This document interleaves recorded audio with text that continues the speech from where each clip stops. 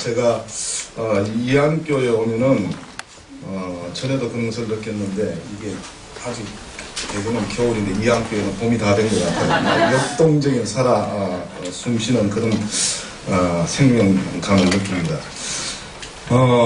오늘은 제가 조금 그 교회에서 하는 특강으로는 이런 걸 잘 안 하는데 좀 색다른 특강을 좀 할게요. 여기 제목에도 보면은 기독정신과 인문정신 이제 그런 제목을 제가 다뤘는데 그 두 정신을 한번 잘 이렇게 매치를 시켜가면서 인문학의 어떤 비판적인 정신을 통해서 현재 우리 사회, 이게 청년부이기 때문에 제가 이런 강의를 하는 거예요. 우리 사회, 우리 국가의 현실, 또 우리 한국 기독교, 한국 교회들의 현실, 이런 것을 한번 짚어보는 시간이 됐으면 좋겠습니다. 오늘날 이제 우리 사회에 이 인문의 가치를 외치는 소리가 높아요. 제가 요즘 그 인문학에 관한 특강을 좀 해달라고 해서 지난주에도 청주에 갔다 오고 했는데 대학에서도 이렇게 최고 경영자 과정을 밟는 사람들에게 인문학 관련 강좌를 많이 개설을 해요. 또 기업도요. 요새는 보면은 어떻게 하면 이 기업 경영을 인문학과 이렇게 접목시키는 방법이 뭘까, 이런 걸 찾는데 골몰하고 있고요. 여러분들 서점, 대형 서점에 나오면 이 인문학 코너가 있어가지고 인문학 관련 저술이 이제 굉장히 많이 쏟아져 나옵니다. 그래서 왜 이렇게 우리 사회가 갑자기 그 인문학 이렇게 열풍이 불게 되었을까? 아마 여러분들 가운데도 그렇게 생각하신 분들이 계실 거예요. 여러분들 올해가요, 해방된 지 70주년이 되는 해입니다. 광복 70주년 해예요. 정말 70년 동안 정신없이 우리가 달려오고 우리 사회가 엄청난 속도로 이렇게 변화를 거듭했습니다.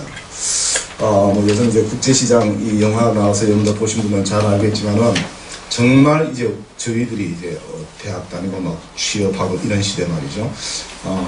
그때 이제 이렇게 새마을 운동이다, 경제개발 5개년 계획이다, 이런 여러 가지를 통해서 정말 5,000년 역사, 우리 민족의 5,000년 역사 동안에 그렇게 몸서리쳤던 그 가난과 굶주림으로부터 이제 벗어나게 됐죠.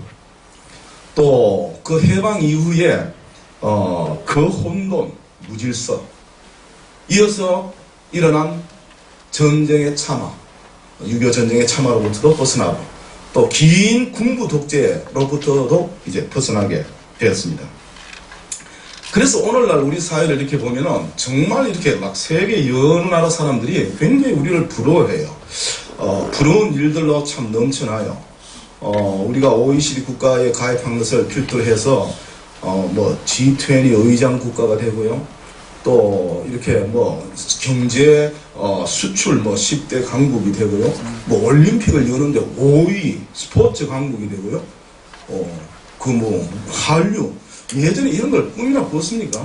이런 걸로 인해서 얼마나 세계 여러 나라 사람들이 우리나라 대한민국을 부러워하는지 몰라요. 또 지난 2012년인가요?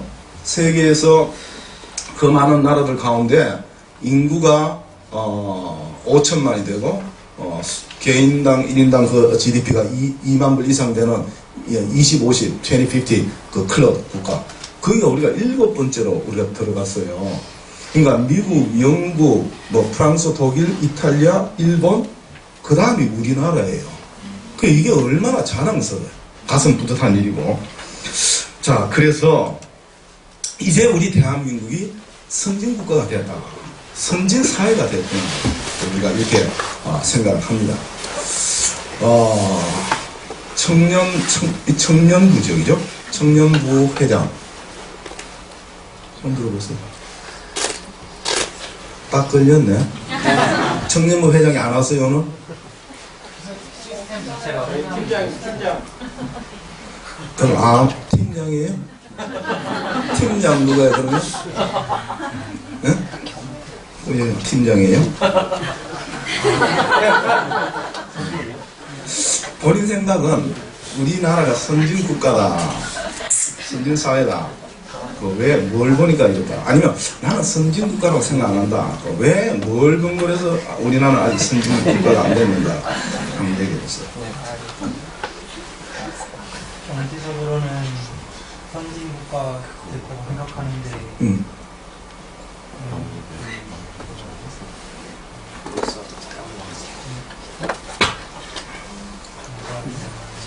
다른 분야에서는 좀 선진국가보다는 좀 미흡한 게 있는 것 같아요. 그러니까 그게 뭐냐면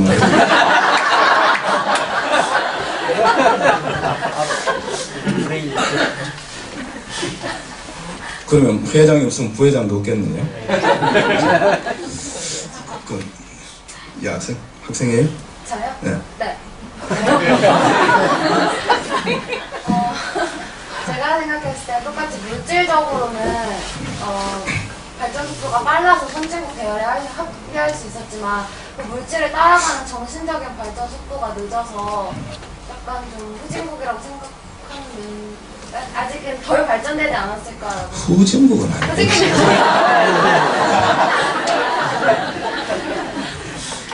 저 뒤에 계신 집사님이세요? 장로님이세요? 뒤에, 제일 뒤에 계신. 예. 우리 젊은 친구들은 그렇게 얘기했는데 한 분만 더 말씀해 보시죠. 우리나라가 보면은 물론 이제 계속 반복된 얘기인데 경제적인 물질적인 그런 발전 속도나 상당히 빨랐던 것 같아요. 근데 어떤 제도라든지 시스템은 아직 다른 선진국에 비해서 못 미치고 또 그런 기반이 안 된 상태에서 이제 그런 걸 막 도입을 하다 보니까 오히려 더 문제를 일으키고 하는 그런 상황인 것 같습니다. 예, 아마 여러분들이 대충 의견이 같은 것 같아요. 보통요 이렇게 선진국가다, 선진사회다 하면은 보통 한 세 가지 요건을 만족시켜야 돼요. 첫째는 정치적으로 자유민주주의가 뿌리를 내린 나라여야 돼요. 그러니까 아무리 GNP가 높고 GDP가 높아도 저 뭐 쿠웨이트, 사우디아라비아 이런 나라, 브루나이 이런 나라를 선진국이라고 안 하거든요. 이 왕이 통치하는 나라를. 또 중국도 그렇고 러시아 같은 나라도 상당히 대국이잖아요. 그렇지만은 뭐 자기가 대통령 실컷 하다가 지 밑에 있는 사람 대통령 앉혀놓고 자기는 국무총리 하다가 다시 대통령 하고 이런 나라를 선진국가라고 할 수 없거든요. 그러니까 이제 그 일당 독재, 중국도 마찬가지고요. 그러니까 이런 나라는 선진사회라고 하네요. 이제 그런 의미에서 보면 우리 사회는 자유민주주의 국가, 자유민주주의가 이제 뿌리를 내리고 있죠. 그죠? 그런 의미에서는 이제 선진국가라고 할 수 있고, 또 이제 경제 얘기를 많이 했는데, 딱 기준은 없어요. 그러나 대충 3만 불에 근접해야 돼요. 그러니까 우리가 아마 금년 되면 내년쯤 되면 3만 불 될 것 같아요. 지금 2만 7천, 뭐 8천 그 정도 되니까요. 그러니까 그것도 우리 사회를 선진사회라고 할 수 있어요. 사실 경제적으로 보면은. 또 하나가 뭐냐면은 이 문화사회적인 측면인데요. 그러니까 사회 문화적으로 국민의식, 시민의식 이런 것이 그 선진화된 시민의식을 가지고 있어야 돼요. 그러니까 아마 여기 지금 얘기하신 분들이 앞에 두 가지는 선진국이라고 얘기할 수 있지만 뒤에 것이 좀 부족하지 않나 이제 그런 뜻으로 얘기한 것 같은데, 제가 이제 다른 예를 하나 들었다가 오늘 아침에 신문 보고 이제 강의 내용을 바꿨어요. 오늘 아침 신문 보고 신문에 뭐가 나왔냐면 이 서울 저 밑에 어딘가 잘 모르겠는데 이케아라고 하는 그 스웨덴 가구점 들어왔죠, 그죠? 예, 그 가구점이요.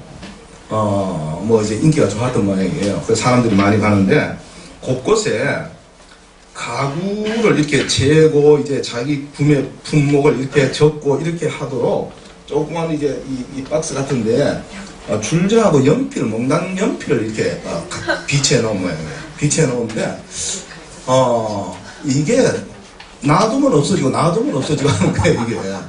그 아마 거기에 이케아라고 무슨 마크가 있는 모양이죠. 그거에 이렇게 긴 연필도 아니에요. 몽단 연필이에요. 전 세계에 이 매장이 253개가 있는데 요런 데는 처음이래요. 그 연필 도둑질 해가는 데는. 요 사람들이요, 도둑질 해가는 것까지는 좋은데 요것을 인터넷 매매 사이트에서 3,000원에 팔아요. 그래서 이 사람들이 본사에 긴급 요청해서 사실 2년 동안이 재건돼 2년 동안 쓸 농단 연필이 2달이 안 가서 이제 다 도둑 맞은 거예요. 그래서 빨리 이 농단 연필을 좀 더 보내달라. 그래서 사실 이제 저도 웃고 여러분들도 사실 웃었지만은 이게 지금 우리 사회의 시민의식의 수준이에요. 근데 이런 시민의식 가지고는 선진사회는 못 된다. 선진국가는 못 된다. 이제 그런 얘기죠. 이제 우리 사회의 현주소는 이렇고, 우리 기독교의 현주소를 한번 봅시다. 금년이요, 우리 기독교가 한국에 온 지 130년이 되는 해예요. 1885년에, 그때 4월 부활주일이었어요. 부활주일 날, 은도부 선교사고요. 아펜젤로 선교사가, 제물방을 통해서 인천에 이제 처음 들어온 거죠. 그래서 이제 개신교 역사가 이제 시작됐습니다. 사실 130년이라고 하는 역사는 그렇게 짧은 역사는 아니에요. 긴 역사죠. 그러니까 이 130년 동안에 우리 한국 기독교도 정말 몰라보게 세계 모든 교회가 찬사를 그렇게 많이 성장하고 이제 변화했죠. 한때는 기독교인 수가 1200만을 넘었다. 그런 통계가 나온 적도 있을 거예요. 또 그 교회 수도 5만 개가 넘었다. 세계에서 제일 큰 교회가 한국에 있다. 세계에서 50대 안에 드는 교회가 절반이 한국에 있다. 이건 다 맞아요. 이건 통계 수치로 맞는 수치예요. 그리고 해외 선교사를 미국 다음으로 많이 파송한다. 그러니까 이런 이제 객관적인 데이터를 보면은 우리 스스로도 놀라죠. 우리 스스로도 놀라고 세계 교회로부터 찬사를 받고 박수를 받고 그랬습니다. 그런데 이런 데이터상의 외적인 성장에 비해서 한국 교회의 또는 한국 교회 그리스도인들의 내적 성숙을 살펴보면은 과연 우리 스스로 그렇게 자랑할 수 있는가? 또 세계 교회로부터 그런 측면에서도 우리가 그렇게 박수를 받을 만한가? 그 쉽게 수긍이 안 가거든요. 여러분들 먼저 이제 양적 성장이에요. 가파르게 성장하던 것이 90년대에 가서 성장을 멈춥니다. 그리고 계속 답보 상태를 유지하다가 2000년을 지나면서 2000년에 들어와서는 이제 하강 곡선을 그리기 시작해요. 그래서 지금은 13년도 통계가 한 850만 정도 돼요. 기독교인 수가 850만 정도 되는데 아마 이런 추세로 나가면은 거의 20년 후면은 이 기독교인 수가 반토막이 나지 않을까. 지금 2014년도 제가 우리 여기가 지금 통합축이거든요. 맞죠, 그죠? 예. 대한예수교 장로교 통합축인데 통합축이 이제 제일 이렇게 모범축이고 이제 제일 큰 장자 교단이에요. 2013년도에요. 47,000명이 감소했어요. 그러면 데이터를 이렇게 내면 교인 수가 그렇게 줄어들고 개신교 전체로 보면 30만 명이 감소를 했어요. 우리 통합주의 교회가 몇 개가 되느냐면 8,400개 교회. 이 8,400개 교회 가운데 자립교회가 여러분들 50%가 안 돼요. 그리고 저는 지금 대전노회에 속해 있어요. 대전에 있는 대전노회에 속해 있는데 우리 노회도 마찬가지예요. 그리고 이 교회들이 주일학교가 개설되어 있는 교회가 절반이 안 돼요. 우리 노회도 그래서 제가 이제 한번 실상을 파악하니까 그렇더라고요. 그러니까 여러분들 주일학교도 없고 중고등부도 없고 청년부도 없고 그러면 이제 우리 같은 이제 기성 교인들이 다 은퇴를 하고 또 연로에서 물러나고 하면은 청년부 이런 젊은 청년들이 빨리 올라가야죠, 그죠? 그래서 젊은 집사도 되고 또 아래에서 또 청년부로 올라오고 이래야 될 거 아닙니까? 그래야 교회에 미래가 있을 거 아니에요, 한국 교회에. 그럼 주일학교가 없는 거예요. 그 교회들이 미자립은 뭐냐면요. 미자립 교회라고 하는 것은 목사님 사례비를 줄 수가 없어요. 헌금이 그렇게 안 나와요. 그래서 이제 이렇게 조금 규모 있는 교회에서 우리 노예 같으면은 제 교회도요. 한 1000명 정도 되는데 5교회를 도와요. 그 금산이나 시골 교회로. 그렇게 이렇게 노예가 이렇게 분담을 해요. 그러니까 사실 이제 그렇게 해서 겨우겨우 이렇게 쉽게 말하면 교회 명맥을 유지하지 그런 교회에 이렇게 별로 미래가 없다 이제 그런 얘기예요. 그러니까 여기 앉은 젊은이들이 청년들이 앞으로 20년, 30년 후면은 기독교가 아마 이렇게 반토막이 나지 않을까. 그런데 이제 이런 한국 교회의 이제 문제도 그렇지만은 사실은 이제 그보다 더 큰 문제는 정말 이제 교회라고 하면서 그 사회의 하나의 거울과 같은 그런 존재거든요. 그런데 정말 우리 한국 교회가 우리 현 사회의 거울과 같은 그런 존재가 되고 있는지, 아니면 지금 세상 사람들이 이 한 교회에 던지는 그런 이렇게 돌팔매질, 이 지탄 이런 것이 참 이제 가슴 아프거든요. 그럼 우리가 당신네들 정말 교회가 뭔지는 알아? 이렇게 자신있게 우리가 대답할 수 있는지. 저는 뭐 시골교회 이렇게 대전에서 있으니까 그렇지만은 우리 같은 저는 오정교회인데 이렇게 이런 교회가 뭐 좀 잘한들 잘못한들 목사님 이런들 저런들 그건 상관없어요. 여기 서울에요. 지금 제가 얘기를 안 해서 그렇지 내가 얘기하면 다 알만한 그런 대형 교회. 그 대형 교회 목사님들이 여러 가지 그 사회에 끼치는 그 부정적인 그런 이미지 있잖아요. 그런 것들이 정말 이제 저는 믿는 사람이지만은 세상 사람들에게 그분들 이렇게 막 계속 언론에 나오고 신문지상에 나오고 하면은요, 그것도 실상을 제가 이렇게 들여다보면은 이거는 아닌데, 이거는 이렇게 해서는 절대 이 한국 교회가 더 이상 성장할 수 없는데 그렇게 이제 자탄을 하거든요. 이제 그런 모습들이 사실은요, 이런 교회의 부끄러운 모습들이 어제 오늘의 일이 아니에요. 벌써 20년, 30년 전부터 이런 일이 제기되었던 문제들이에요. 그런데 여전히 한국교회 이런 모습들이 그대로 현존하고 이런 문제들에서 깊은 반성도 없고요. 또 여기에 대한 대안도 없어요, 사실.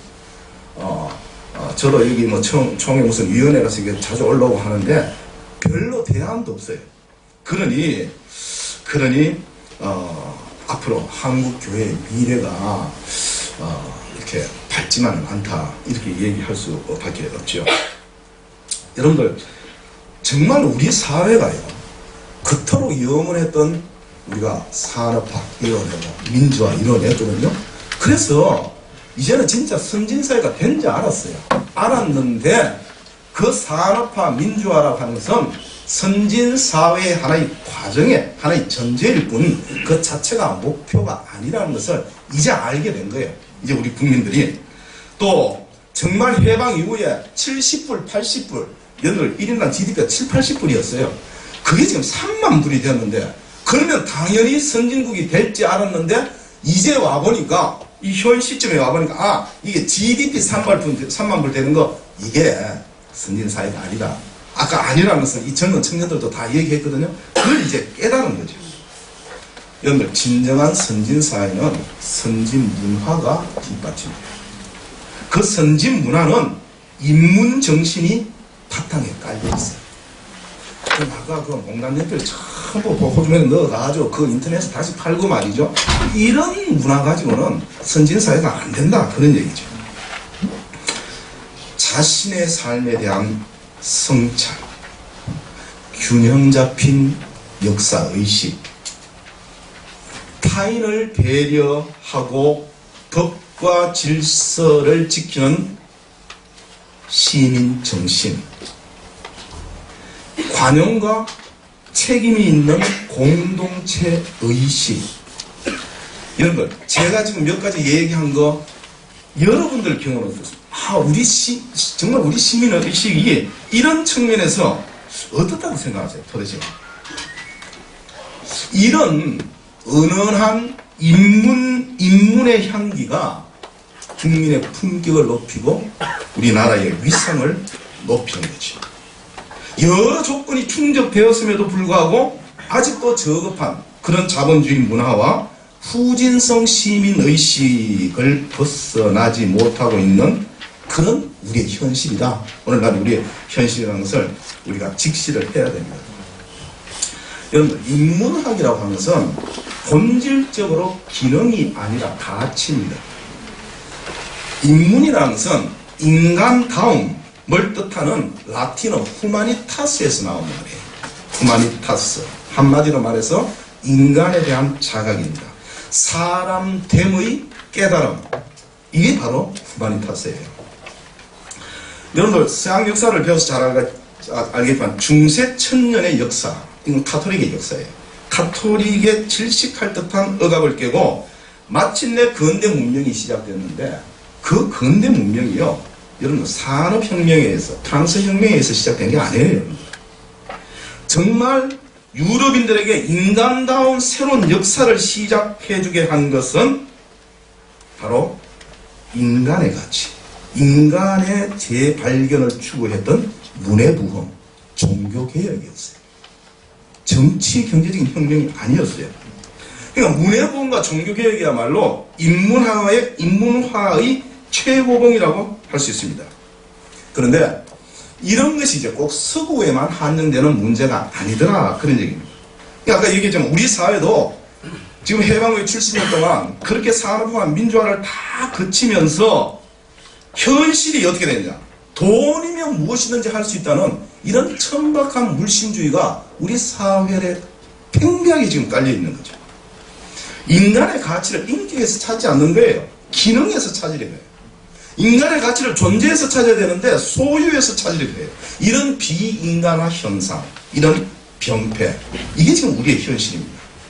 그러니까 이러한 시대에 이러한 시대적인 병폐, 질병을 고칠 수 있는 길 가운데 하나가 오래 묵혀진 인문의 가치, 인문 정신을 우리의 삶에서 되살리는 일, 이 중에 하나가 이제 그런 문제가 아닌가, 이제 그렇게 생각을 하죠. 여러분들, 근대 올림픽의 목표는 세계 평화, 인류 화합, 이거를 이제 이념을 해서 근대 올림픽이 시작됐죠. 근데 그 근대 올림픽의 캐치프레이즈가 뭐냐면은 더 높이, 더 빨리, 더 멀리, 더 높이, 더 빨리, 더 멀리. 자, 그래서 이 올림픽에 참가하는 선수들은요, 정말 더 높은 시상대에 올라가서 메달을 걸고 자기 나라 국가가 연주되는 것을 듣기 위해서 정말 오늘도 인간의 한계를 넘나드는 그런 혹독한 훈련을 하고 있죠. 그죠?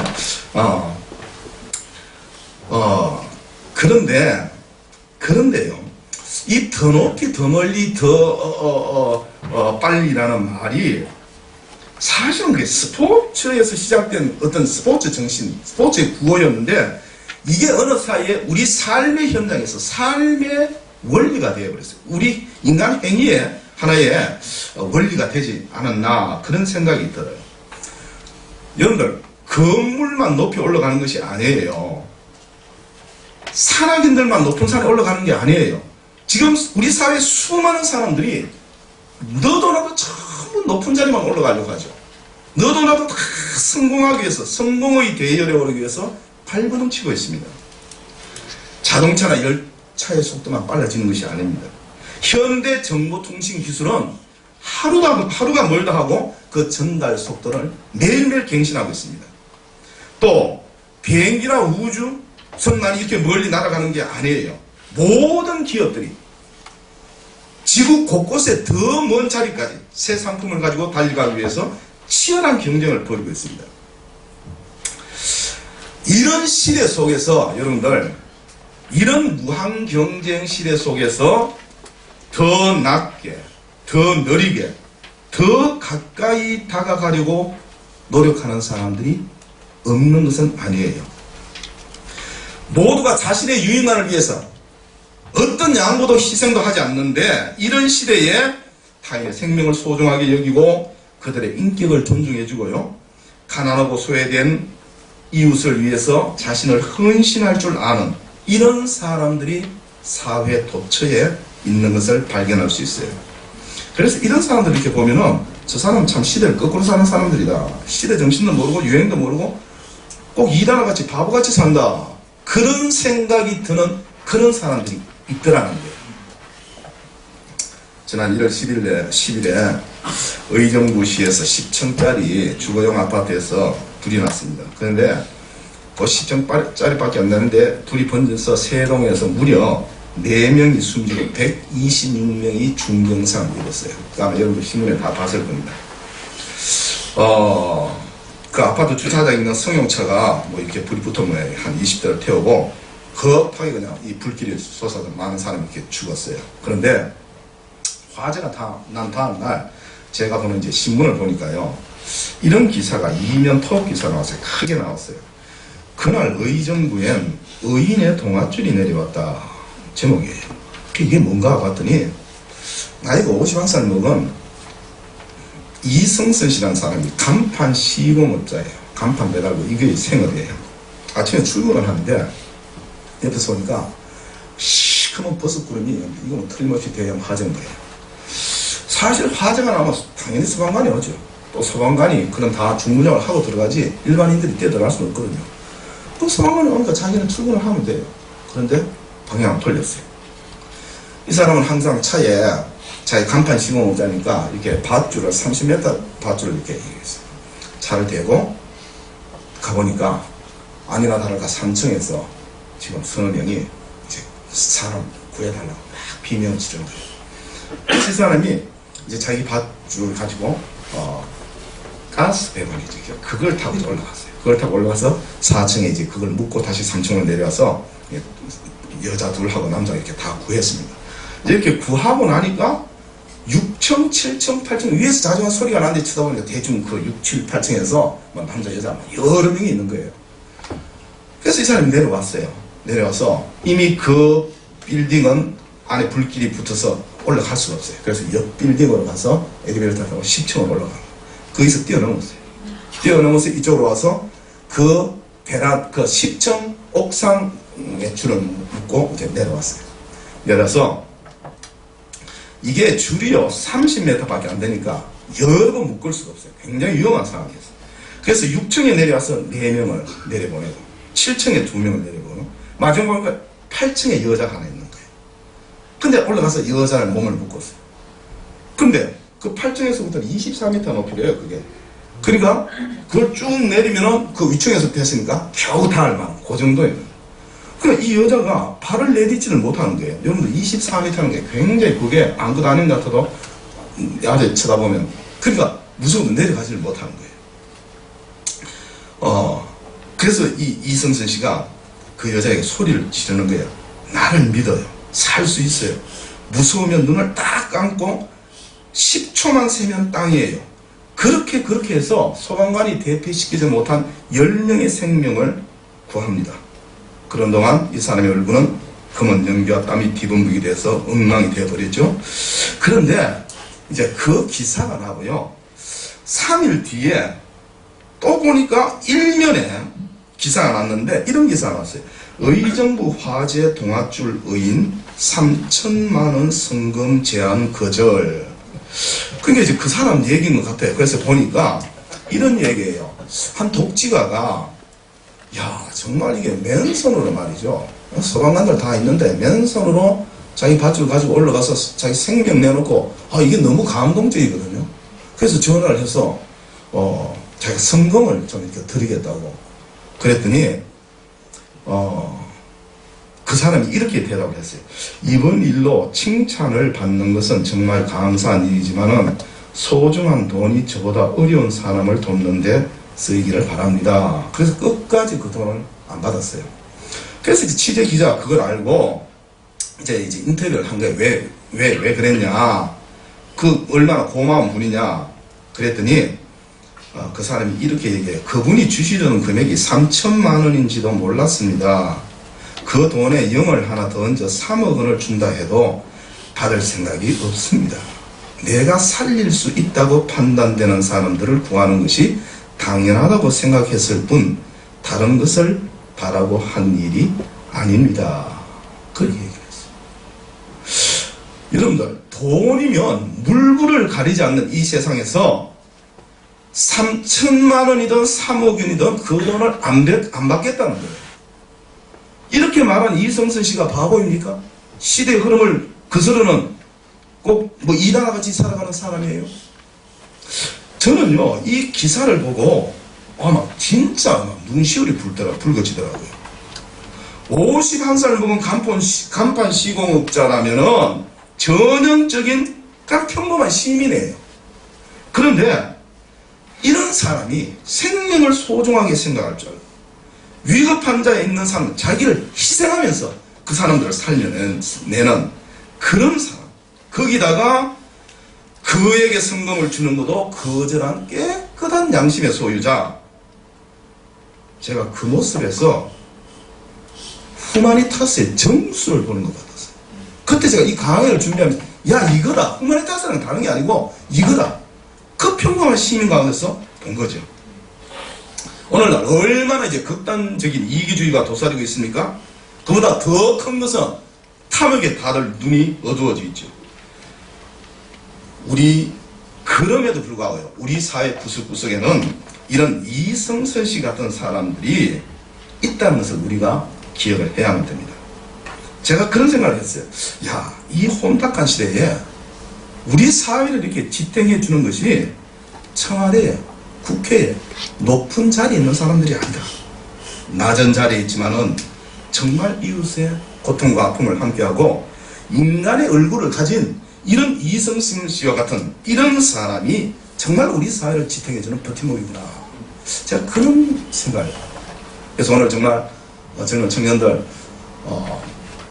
앞으로 정말 이 학교에서요 이런 그 이성승 씨 같은 정말 평범하지만요 우리 곳곳에 사회 곳곳에서 우리 사회를 지탱해주는 그런 청년들이 많이 나왔으면 좋겠어요. 이 그리스도인들 가운데서도요 예수 믿는 사람들 가운데서도 크고자 하거든 남을 섬기라.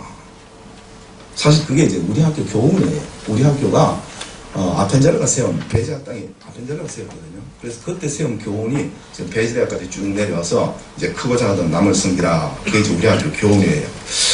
그런데 정말 이 예수 그리스도의 크고자 하거든 남을 섬기라 이 교훈의 의미가 뭔지를 정말 잘 올바로 깨달은 사람이 그리고 그 말씀을 삶 속에서 실천하려고 하는 이런 사람 또 역시 우리 사회에 이렇게 버팀목이 될 수 있지 않나. 사실 여러분들 밑에서 맨날 남을 섬기면 어떻게 됩니까? 항상 자기가 미치고 사는 것 같거든요. 겉으로 보면은 이렇게 해서 이 사람이 성공할 수 있을까? 정말 이 사람이 지금 시대의 조류가 시대 정신을 잘 파악하고 있을까? 세상 유행에 뒤떨어진 사람 아닌가? 이제 그렇게 생각하기가 사실 쉬워요. 그런데 그런 사람이 사실은 이 세상을 바라보는 이 사람들의 영혼은 평안해요. 또 이 사람들의 시야는 보다 넓어요. 우리보다. 이 사람들의 마음은 보다 넉넉하고 이 사람들의 인품은 보다 온유하고 묵직합니다.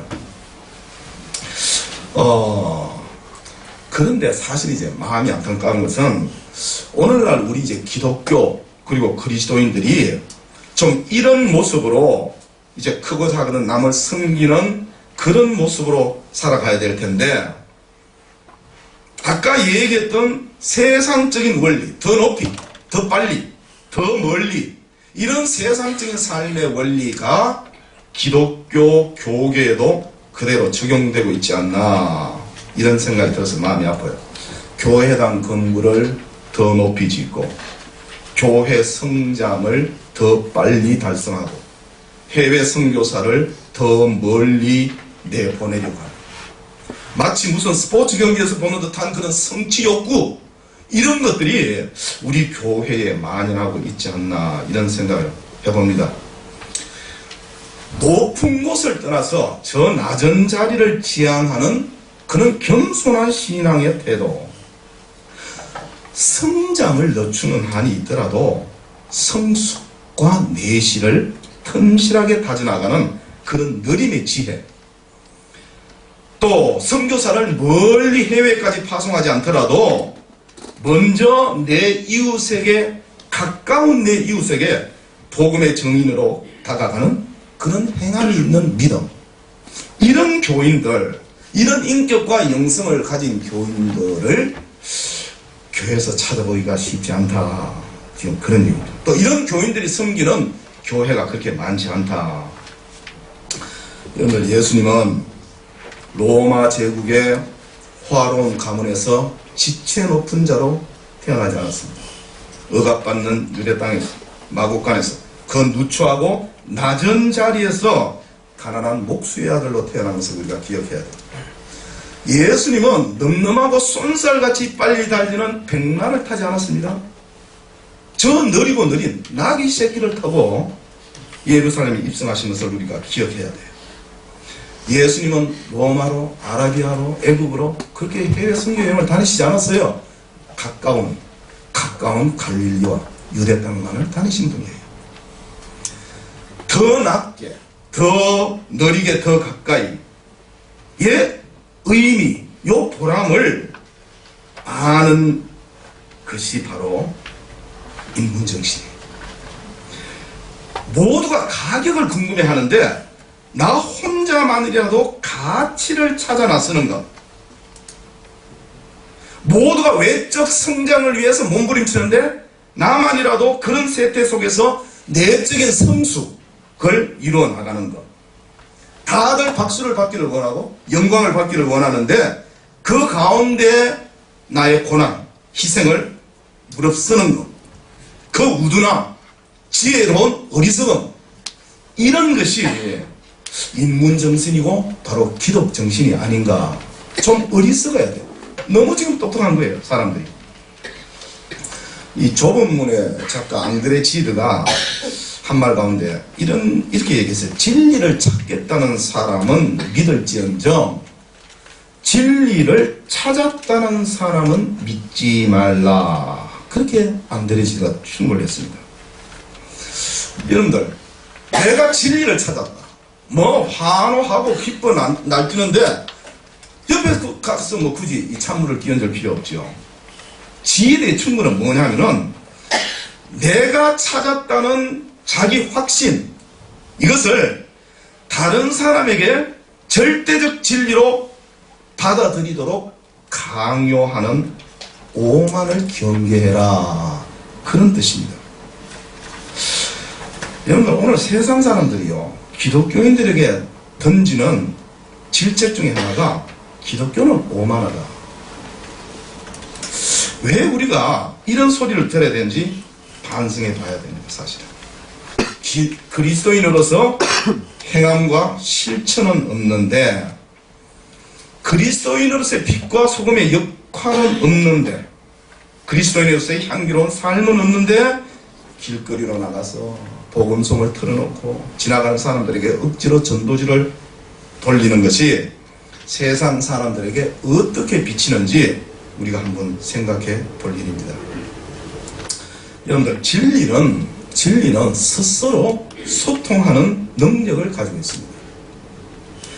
폐쇄된 성각 안에서 저 혼자 고고하게 빛나는 진리라면은 진리로서의 가치를 인정받기 어려워요. 여러분들, 오늘날 구원파가 검수원 안에서 자기들끼리 모여서 여기만 구원이 있다고 외쳐봐야 그거는 공황 소리에 지나지 않는 거예요. 진리가 진리다우려면은 인간의 보편적 정신세계를 설득해내는 소통의 힘을 갖춰야 합니다. 여러분들, 진리는 남에게 강요할 수 있는 것은 아니에요. 찾았다고 자랑할 수 있는 것도 아닙니다. 진리 앞에서는 다만 겸손해질 수 있을 뿐이에요. 그래서 우리는 진리를 행하기 위해서 더 낮은 마음으로, 더 낮은 자세로 세상 사람들에게 다가가야 합니다. 일찍이 언더우드 선교사님도 아펜젤러 선교사님도 이런 마음, 이런 자세로 암흑의 나라 조선 땅에 오셨습니다. 그리고 이런 마음과 이런 자세로 무지한 조선인들을 섬겼습니다. 언더우드 선교사가 아까 얘기했던 대로 1885년 4월 5일 부활절 아침에 26살의 나이로, 새파란 젊은 청년 나이로 인천 부두에 상륙해서 이분이 1916년 57세로 돌아가셨어요. 평생을 이 땅에서 교회를 치고 성경을 번역하고 고아원을 만들고 학교를 세우고, 그래서 가난하고 무지한 우리 조선인들을 섬겼습니다. 이분이 1889년 3월 달에요. 나이가 30살이 되었을 때에 결혼을 해요. 지금은 정년기지만은 그때는 저희 아버님도 17살에 결혼하셨으니까 그때 따지면 이분이 한 45세 결혼한 거예요. 근데 결혼을 해서 이거 제가 상품권 하나 가지고 퀴즈를 하나 낼까요? 이 결혼을 해서 신혼여행을 어디 가신지 아는 사람? 문화상품권 10,000원짜리 하나 드릴게요. 이 신혼여행은 말을 타고 부인은 가만을 타고 금강산이 아니고 의주를 갔습니다. 그 의주는 지금 신의주를 얘기하는 거예요. 여러분들 이분이요 정말 한국 정말 이 조선과 조선 사람에 대한 사랑이 없으면은 그렇게 했겠습니까? 그렇게 고생했으니까 신혼여행만이라도 하와이 가야 될 거 아닙니까? 근데 말을 타고 가마를 타고 의주를 갔다 온 거죠. 언더우드의 기도문을 제가 한 부분을 소개해 드릴게요. 주여, 지금은 아무것도 보이지 않습니다. 주님, 메마르고 가난한 땅, 나무 한 그루 시원하게 자라오르지 못하는 이 땅에 저희들이 옮겨왔습니다. 그 넓고 넓은 태평양을 어떻게 건너왔는지 그 사실이 기적입니다. 주께서 붙잡아 뚝 떨어뜨려 놓은 듯한 이곳, 지금은 아무것도 보이지 않습니다. 보이는 것은 고집스럽고 얼룩진 어둠뿐입니다. 어둠과 가난과 인습에 묶여있는 조선 사람뿐입니다. 그들은 왜 묶여있는지도 고통이 무엇인지도 모르고 있습니다. 고통이 무엇인지도 모르는 사람들에게 고통을 벗겨주겠다고 하면 의심하고 화부터 냅니다. 그러나 주님, 순종하겠습니다. 겸손하게 순종할 때 주께서 이 일을 시작하시고 그 하시는 일을 우리들의 영적인 눈이 볼 수 있게 될 줄을 믿습니다. 지금은 우리가 황무지 위에 맨손으로 서 있는 것 같사오나 지금은 우리가 서양 귀신, 양귀신이라고 손가락질을 받고 있사오나 저들이 우리 영혼과 하나인 것을 깨닫고 하늘나라 한 백성, 한 자녀인 것을 알고 눈물로 기뻐하는 날이 있음을 믿나이다. 지금은 예배드릴 예배당도 없고 학교도 없고 그저 경계와 의심과 멸시와 천대만이 가득한 곳이지만 이곳이 머지않아 은총의 땅이 되리라는 것을 믿습니다. 주여, 제 믿음을 붙잡아 주소서.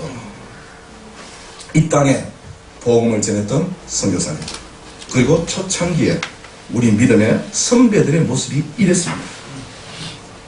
오늘날 우리 그리스도인들의 모습이, 또 오늘날 우리 교회의 모습이 너무나 변질되지 않았나, 그런 생각을 하는 거죠. 여러분들, 우리는요 비교적 감성보다는 이성을 더 신뢰하는 편입니다. 그러나 그것은요 이성이 늘 이성적이기 때문만은 아니에요. 이성은 본질상 비이성적 오류를 품고 있습니다. 예를 들어서 뉴턴의 고전 물리학이 아인슈타인의 상대성 원리에 의해서 다 부정이 돼요. 그런데 이번에는 아인슈타인의 상대성 이론이 하이젠버그의 양자역학에 의해서 뒤집혀지죠. 그런데 다시 그 양자역학도 요즘은 데이비드 보험의 통합체 가설에 의해서 다시 도전받고 있어요. 그러니까 자연과학이 이럴진데 정신 영역에 있어서야 더 말할 필요도 없겠죠. 그래서 이성은 항상 열려 있어야 합니다. 열린 이성은 아까 얘기한 대로 사유의 소통을 통해서 스스로 오류를 시정해 나갈 수 있습니다. 열린 이성은 사유의 소통을 통해서 스스로 오류를 시정해 나갈 수 있습니다. 그래서 비록 오류가 있더라도 여전히 이성적이라고 할 수 있는 거예요. 이것이 바로 오류의 이성을 신뢰하는 역설적인 이유다. 철학에서는 그렇게 얘기합니다. 여러분들 이런 얘기 들어봤습니까? 신은 오류가 없지만 신앙은 오류투성이다. 신은 오류가 없지만 신앙은 오류투성이다. 여러분들 시인하세요? 왜 그래요? 왜 그래요? 그거는 바로 인간 자체가 오류의 존재이기 때문에 그렇습니다. 그런데 이 점을 놓친 오늘날 한국 기독교가 자신의 신앙만이 절대로 옳다고 그렇게 부르짖는 거죠. 저들의 부르짖음 속에 이 타인에 대한 겸손함, 배려 이런 것이 없어요. 오직 내 신앙만이 진리의 척도다. 그렇게 딱 선을 그어 놓아버리는 거죠. 왜 오늘날 세상 사람들이 기독교에 자꾸 깊이가 없다는 거예요. 아까 여러분들 30만 줄어든 게 그냥 줄어든 게 아니에요. 물론 이제 교황도 왔다 가고 했지만은 기독교는 왜 이렇게 시끄럽냐? 기독교는 왜 이렇게 깊이가 없냐? 그래서 카톨릭으로 가는 거예요. 그러니까 그런 것을 우리가 잘 반성을 해야 됩니다. 왜 기독교가 배타적이라고 하는지, 오늘날 한국 교회는 물음도 없고 비판과 사색도 없고 고뇌에 찬 회의도 없습니다. 오직 한 길로의 매진만이 있을 뿐입니다. 여러분들, 기독교가 교회가 당연히 한 길로의 매진만이 있어야 된다고 생각하시는 분들, 제가 오늘 이 얘기에서 왜 이런 얘기를 하는지를 그 이면을 잘 생각하셔야 돼요. 기독교 진리가 뭐 이렇게 상대적이다 그런 뜻은 아닙니다. 저도 이 시중에 나오는 그 책이 있나 모르겠는데 제가 몇 년 전에 사봤는데 공부하다 죽어라 이런 책이 있어요. 근데 스님 책이 있어요. 그 형각 스님, 무량 스님 이런 스님이 있어요. 그 책을 읽어보니까 그분이 이 기독교를 믿었어요. 예전에 기독교를 믿었는데 왜 기독교에는 물음이 없냐? 뭘 이렇게 하긴 스님까지 됐으니까 그런 걸 많이 권해를 하겠죠. 이게 고등학교, 대학교 다닐 때 그런 우리가 흔히 얘기하는 그런 형이상학적인 그런 물음들이 있잖아요. 그런 물음을 가지고 좀 이렇게 물어볼래도 이게 교회 분위기가 그런 게 아니라는 거죠. 그러니까 예배 시간에 손 들고 목사님 이거 이렇게는 못 묻잖아요. 그죠? 그래서 이분이 권해를 많이 했어요. 미국에서 다 유학 타고 그런 사람이에요. 공부를 많이 하는 스님이에요. 그러다 결국은 불교를 접하고 보니까 거기에는 물음을 던지더라고요. 물음을 던지고 그걸 가지고 아주 깊은 씨름을, 그 물음을 가지고 씨름을 하고 그런 것이 자기는 너무 좋아서 이제 불교 스님 되더라고 그런 얘기 하더라고요. 이 괴테가요, 파우스트에서 인간은 노력하는 동안 방황하는 법이다 그런 얘기를 했어요. 자신의 오류를 긍정할 줄 아는 이성은 방황하게 마련입니다. 그러니까 진리 앞에서 모든 독담, 독성 이런 것을 다 내려놓을 때 참된 진리를 구하기 위해서는 우리는 방황하게 돼 있어요. 그러니까 저는요 이 젊은 청년들 가운데 성경을 이렇게 깨끗하게 읽어 내려가는 학생은 제가 잘 이해를 못해요. 성경이 그렇게 쉬워요? 소설이 뜻이 이렇게 이해가 되는데, 당연히 성경을 읽으면 빨간 볼펜 가지고 많은 퀘스천이 달려있어야 돼요. 특히 젊은 학생들한테는. 자꾸 성경을 의심하라 그런 뜻은 아니에요. 제가 오늘 그 성경 한번 가져올 거면, 제 성경은요, 예전 대학교 다닐 때 성경은 제가 이렇게 철학을 해서 그런지 잘 모르겠지만, 저도 이제 믿는 가정에서 태어났거든요. 아버지도 할아버지도 다 장로님 이런 가정에 태어났는데, 어렸을 때 교회 쭉 다니고 했는데, 참 이해 안 되는 부분이 참 많아요. 그거 어떻게 하냐? 안 되면은, 이렇게 빨간 볼펜으로 퀘스천 마크를 찍어요. 그러면은, 처음에 이제 성경을 이렇게 쭉 처음에 내려갈 때는, 이렇게 성경을 이렇게 쭉 펼치면 벌겋게 이제 성경책이 이제 하도 이게 퀘스천 마크 많았어요. 그런데요, 그게 대학교 1학년 때 성경 읽은 거고요. 대학교 3학년 때 대학 졸업하고 나이가 이제 30지나고 집사가 되고 장로가 되고 그때마다 그 퀘스천 마크가 하나하나 지워져 나가요. 그럼 저는 어떻게 하냐면 그 빨간 퀘스천 마크 딱 달아놨으면 그 위에다가 파란 볼펜으로 동그라미를 딱 쳐놔요. 그러면 요 부분은 내가 대학교 다닐 때 예전에는 의심을 하고 참 아니까리 이해를 못했는데 이제는 이해가 된 거예요. 한편으로는 제 신앙이 그만큼 성숙했다고 할 수 있겠죠. 또 신앙의 연륜이 그렇게 깊어지다 보니까 성경 보는 눈이 달라졌겠죠. 여러분, 성경은 그렇게 이해하는 거예요.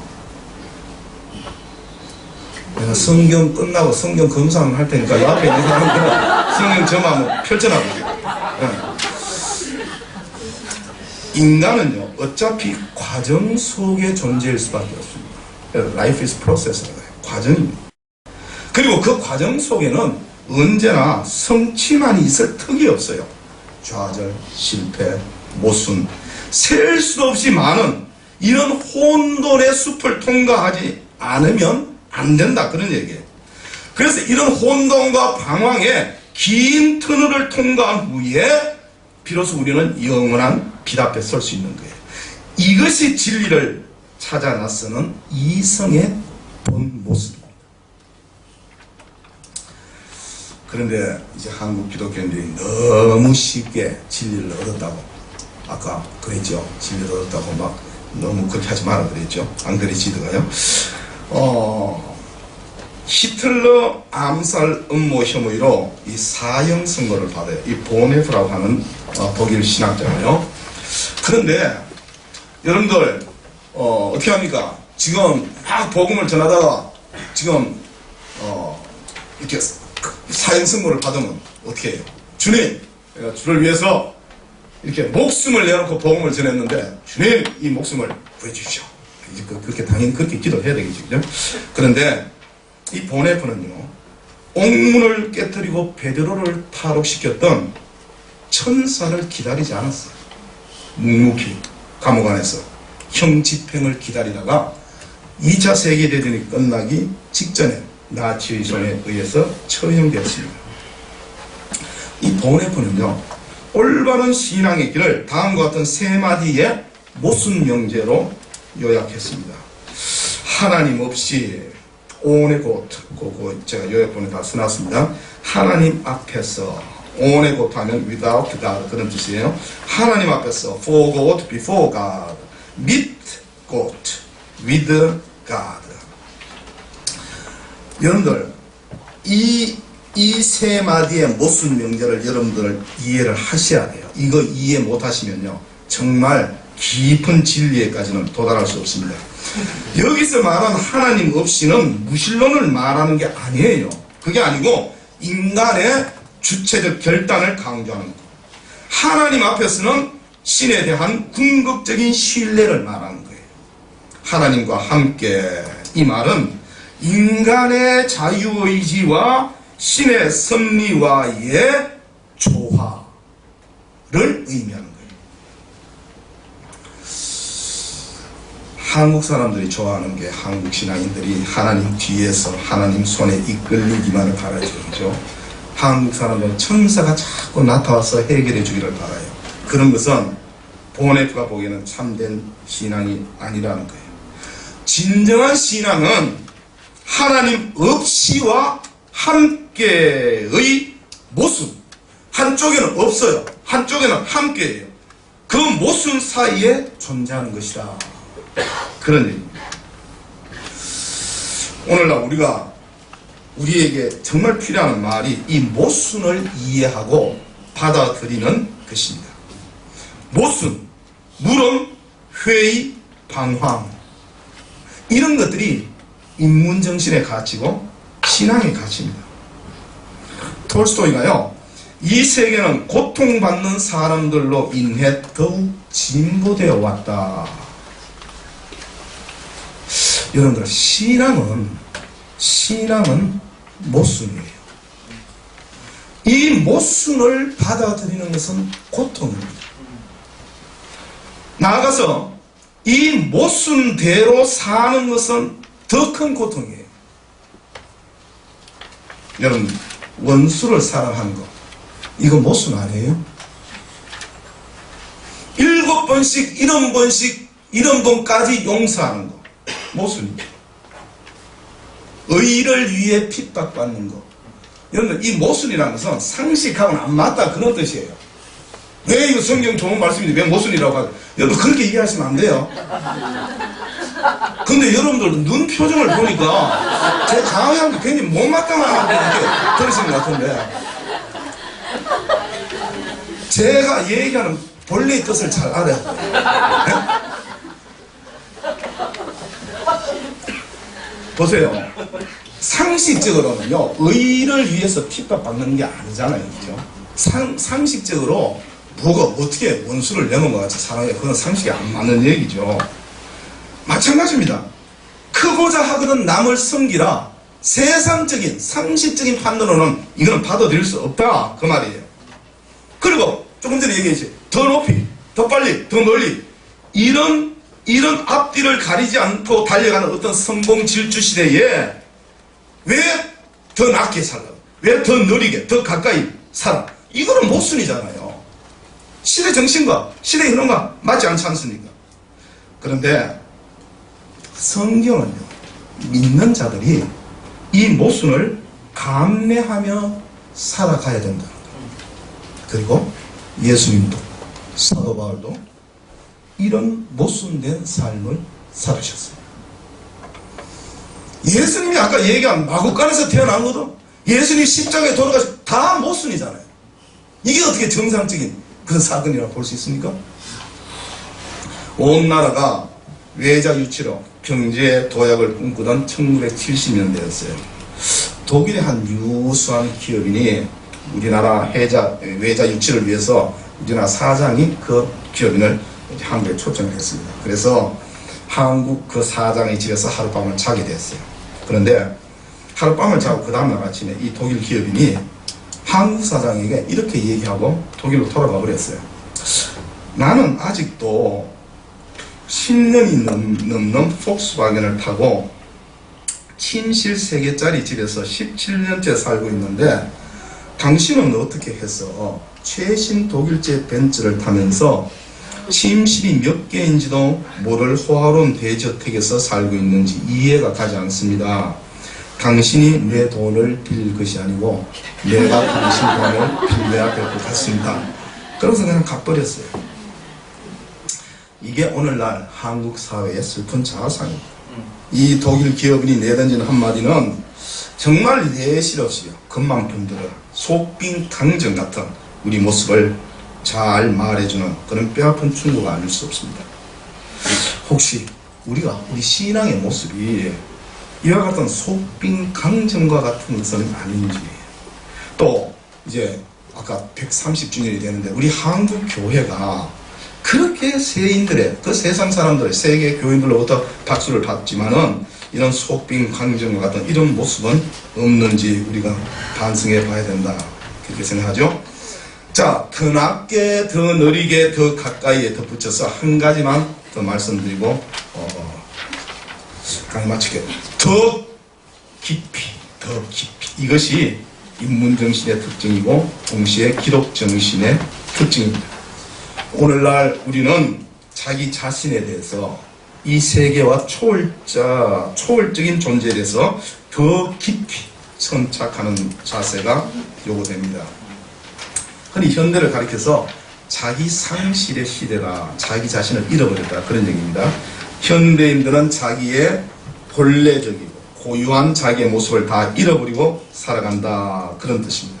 자기의 개성도 잃어버리고 자기의 취향도 자기의 생각도 자기 판단도 다 잃어버리고 어떻게 살아가요? 유행과 여론에 파묻혀서, 집단과 대중 속에 파묻혀서 그렇게 살아갑니다. 그래서 프랑스의 철학자고 정신분석학자인 자크 라칸이 그런 얘기를 해. 우리는 타자의 욕망을 욕망한다. 우리는 타자의 욕망을 욕망한다. 내가 스스로 내 욕망, 내 생각, 내 의지에 따라 사는 게 아니에요. 주위 사람들이 그렇게 살아가는, 주위 사람들이 그렇게 욕망하고 있으니까 그들이 살아가는 대로 그렇게 살아간다, 지금 그런 얘기입니다. 실존 철학에서는요, 자기를 망각하고 대중의 이런 물결 속에 떠밀려가는 살아간 사람을 평균인, 이걸 독일어로 다스만이라고 하는데 평균인이다, 그렇게 얘기해요. 그러니까 현대사회는 실존의 모습은 보이지 않고 평균인들만이 거리를 내오고 있다, 그런 얘기입니다. 자기를 집단 속에 숨기고 익명의 인간으로 살아가고 싶은 거예요. 그렇게 익명의 인간으로 계속 댓글 다다가 판사 지금 하면 붙잡혔죠. 요새 왜 악플이 항상 익명하다니까 그렇게 악플을 다는 거예요. 현대인들에게 자기 인식의 문제가 이렇게 심각하게 대두되는 이유가 바로 여기에 있습니다. 왜 오늘날 우리 기독교인 수가 자꾸 이렇게 감소하는데 곳곳에 이렇게 대형교회가 많이 생긴지 아세요, 여러분들? 자기를 많은 교인들 속에 숨기고 익명의 신앙인으로 살아가고 싶은 그런 교인들이 많은 거죠. 제가 아까 목사님, 목사님, 이 한교회 생기가 넘치고, 목사님 지금 교인들 다 하시죠? 다 하신대. 그 사랑의 교회 가서 목사님 교인들 다 하시죠? 물어봤어요. 장로 얼굴도 다 몰라요. 그러니까 뭐 교회가 뭘 재밌겠어요. 목사님은 교인들 안 오면 목사님한테 전화하라 그러고 직접 전화 받고. 그러니까 그런 교회, 대형 교회에서는요, 교회를 오나 안 오나 그냥 파묻혀 있으니까 익명이 모르는 거예요. 목사님 장로가 몰라요. 내가 헌금을 해도 모르고 11조를 안 해도 모르고 아무도 모르는 거죠. 그래서 그렇게 편한 거죠. 그렇게 이제 신앙생활을 하고 싶은 거죠. 그러니까 그런 것을 잘 생각해야 돼요. 무조건 대형교회가 좋다는 게 아니에요. 저는 정말 이제 저 애도 이제 지금 부목사가 있거든요. 부목사가 있는데 저도 뭐 평생을 이렇게 신앙생활 했지 않습니까? 그리고 이제 이렇게 미국에 있을 때도 그렇고 나와서도 이렇게 개척교회 있을 때도 이렇게 시작을 하고 했는데 저는 아까 목사님 너무 부럽습니다. 지금 교회 사이즈가 제일 좋습니다. 이제 새신자도 더 받지 마세요. 이게 교회가 제일 좋은 거예요. 예.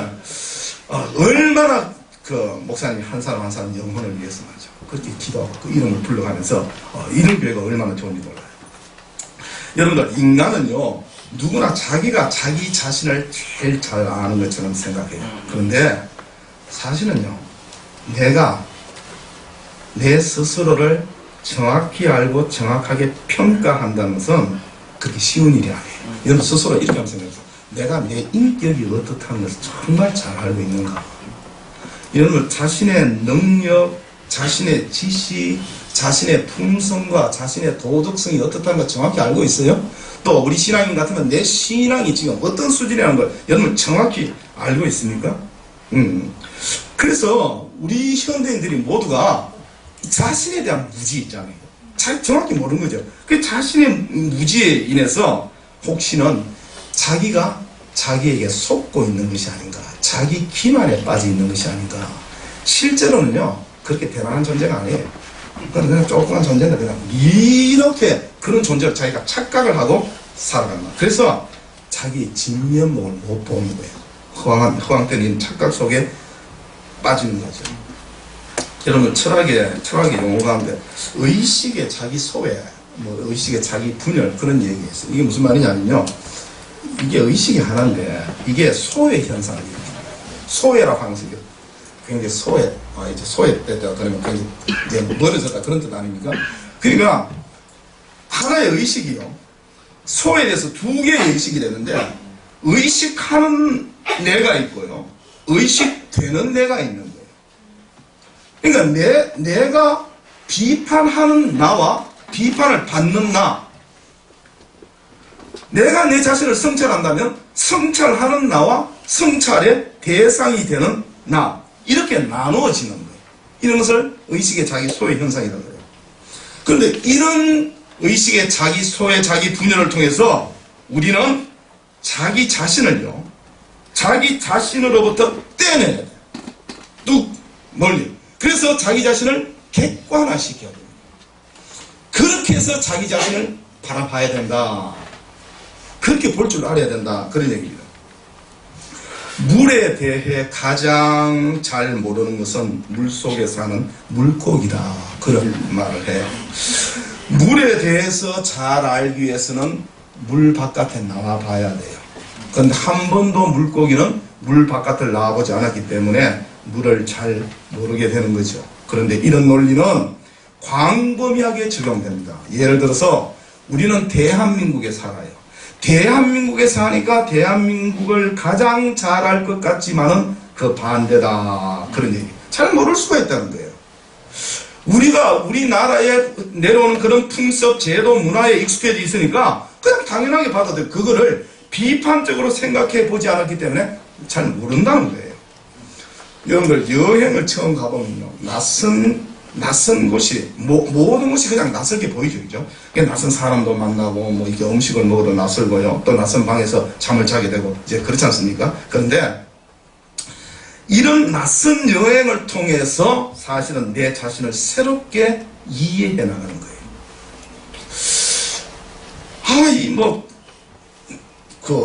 도대체 중국 음식 디글디글한 거 이제 기름을 볶아서 또 이게 입에 안 맞잖아요.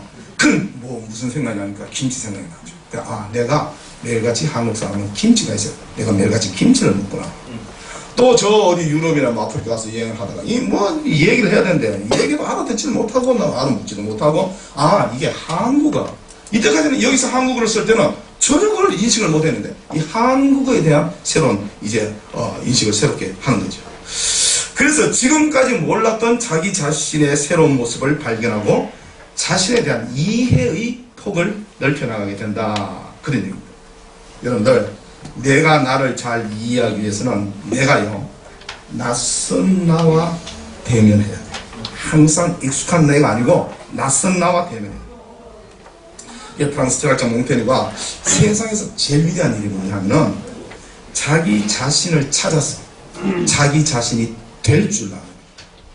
여러분들, 자기 자신을 찾는다는 말하고 그 다음에 자기 자신이 된다 이 말하고가 어떻게 같은지 여러분들 비슷한지 이해가세요? 그러니까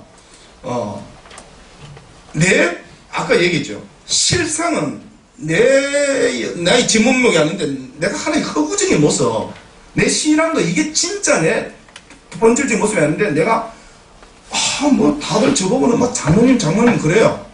그리고 제가 이제 제일 스님 장로이기 때문에 이렇게 목사님하고 같이 가면 다 그래요.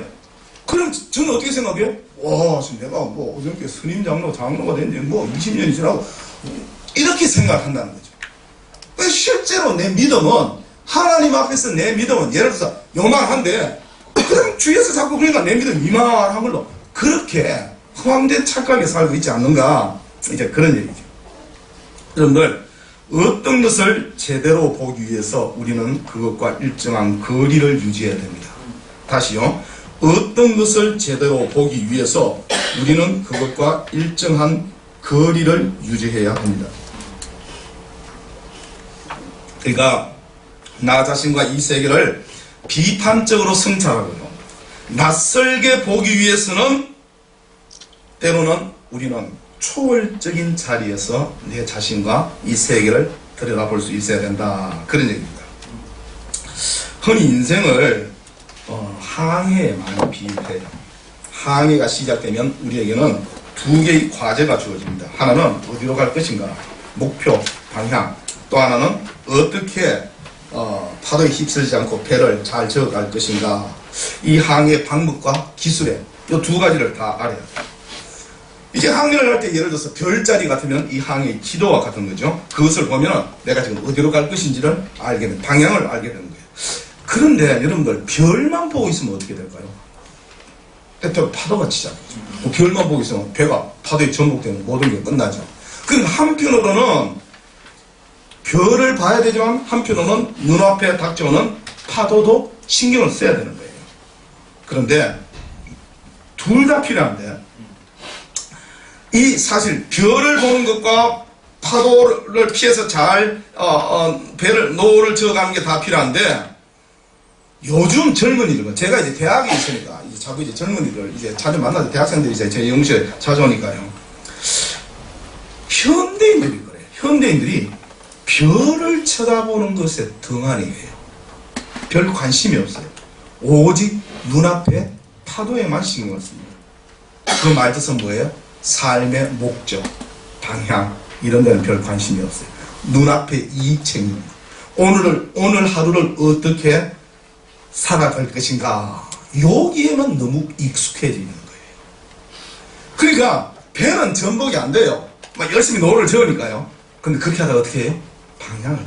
인생의 방향을 있습니다. 내가 뭐 때문에 사는지, 어디를 향해서 달려가고 있는지. 그래서 항상 이 두 가지를 같이 병행해야 돼요. 이게 이제 젊은이들이 현대 과학기술에 익숙해져 있으니까 여러분들 눈앞에 유익과 편리함만을 추구하는데 과학은요, 여러분들 과학은 우리에게, 인간에게 그런 방향을 제시해 주지 않아요. 왜 그런지 아세요? 과학은 가치 중립적이에요. 왜 우리가 오늘날 인문정신, 인문학 이런 것을 자꾸 얘기하냐면은 인생을 살아가는 데 있어서 이 가치관을 형성해 주는 게 이게 바로 인문정신이에요. 오늘날 인문정신이 자꾸 사람들이 인문정신 하는 것이 바로 이런 이유 때문에 그렇습니다. 여러분들이 잘 아는 로마 황제, 스토아 철학자, 마르쿠스 아우렐리우스, 이 사람이 명상록에서 이런 얘기를 해요. 다른 사람의 마음을 들여다볼 수 없다고 해서 불행해지는 일은 없다. 다른 사람의 마음을 들여다볼 수 없다. 그러니까 불행 안 해준다는 거예요. 그러나 자기 마음의 움직임을 보지 못하는 자는 불행해질 수밖에 없다. 어때요? 오늘 우리가 살아가면서 다른 사람의 눈치만 보고 살아가는 사람은 없어요. 다른 사람의 마음을 읽기 위해서 너무 분주한 거예요. 그런데 천하를 호령하는 로마 황제는 그게 그렇게 중요하지 않다는 거예요. 자신을 보라는 거예요. 자신의 내면의 세계를 깊이 바라보라는 거예요. 맹자도 비슷한 말을 합니다. 맹자가 이건 좀 재밌는 얘기인데 이런 얘기를 했어요. 닭이나 개가 집을 나가면 온 식구가 찾으러 나가지만 정작 자기 자신을 잃어버리고서는 아무도 잃어버린 자신을 찾으려고 하지 않는다. 여러분들 동서양의 현인들 모두가 나 자신을 아는 것, 나 자신을 찾는 것이 먼저고 그것이 더 중요하다는 거예요.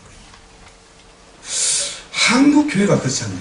한국 교인도 마찬가지 아니냐? 기독교인들도 현재 우리 교회의 모습, 현재 우리 기독교인들의 모습을 정직하게 들여다보고 정확하게 아는 것, 그것이 먼저고 그것이 더 중요하다. 외면이 아니라는 거예요. 내면의 성찰이 먼저다. 외적인 성장보다는 내적 성숙이 먼저다. 그런 얘기입니다. 여러분, 지난 한 해는 세월호 사건으로 참 온 나라가 충격과 허탕과 좌절 속에 빠졌던 한 해였습니다. 세상 사람들이 볼 때는요, 이게 기독교인지 진짜 기독교인지 아니면 사입인지 이단인지 구분할 수 없는 기독교 복음 침례회라고 하는 구원파. 여러분도 아마 그 처음 알았을 거예요. 구원파는 많이 들어봐도 그게 기독교 복음 침례인 줄은 몰랐죠? 그게 구원파예요. 세상 사람들은 기독교 복음 침례 하면은 그게 정통 기독교인지 알죠. 그래서 정말 세상 사람들로부터 애매하게 그렇게 따가운 눈총을 받았던 한 해였습니다. 이러한 때에 우리 믿는 자들이 먼저 하나님 자녀답게 더 낮게, 더 느리게, 더 가까이 살아가는 것이 필요하지 않나 그런 생각을 합니다. 그리고 신앙인으로서 내 자신에 대해서 더 깊이 성찰하는 것이 필요하다고 봅니다. 이제 우리는요, 더 이상 경제 대국 그거 자꾸 얘기하지 마세요. 과학 기술 강국 그것도 자꾸 얘기할 필요가 없습니다. GDP 순으로 따지면 이미 우리는 선진국에 들어왔습니다. 그런데 아까 몇 가지 예를 들어보니까 우리 사회는 선진국이 되면 한참 멀었어요. 이제는 우리 사회도 인간다움에 초점을 맞춘 인문적 가치, 인문정신의 회복을 통해서 지금까지 그렇게 물신주의에 빠져서 정신없이 살아왔던 우리의 삶의 모습을 한번 냉철하게 돌아볼 때가 된 것 같습니다. 뿐만 아니고 온 나라가 이렇게 뒤숭숭한데 혼란한데 우리 그리스도인들이 정말 낮은 마음으로 크고자 하거든 남을 섬기라는 예수님의 승림의 정신을 삶의 소중한 좌표로 삼고 이를 몸소 실천함으로써 정말 절망이 가득한 이 세상에 빛과 소금의 역할을 감당했으면 좋겠습니다. 제가 지금 강의하면서 느끼는 게요, 오늘 어떤 분들은 제 강의에 조금 오해가 있었던 것 같아요.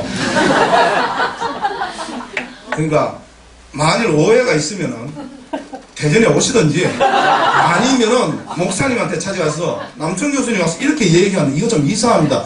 저 사람 사입이 아니에요?